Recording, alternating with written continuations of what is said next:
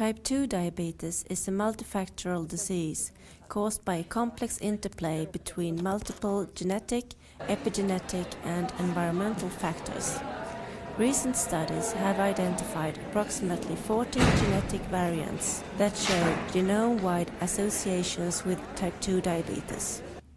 However, there is still limited evidence for how these predispose to diabetes. The aim of our study was to examine if the genetic variants associated with type 2 diabetes interact with the human epigenome, and if the genetic variants introduce or remove possible sites for DNA methylation. We could show that approximately half of the genetic variants associated with type 2 diabetes introduce or remove possible sites for DNA methylation to occur.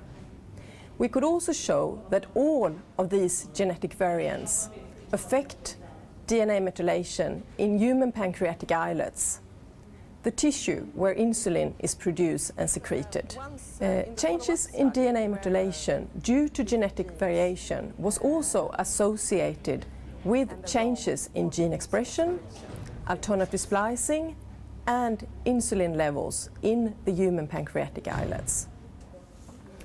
Our data clearly demonstrates that genetics and epigenetics interact, and that almost half of the genetic variants that increase the risk for type 2 diabetes affect the human epigenome, exemplified by changes in DNA methylation.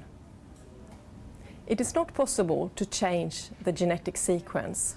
However, it is possible to change the degree of DNA methylation of the human epigenome.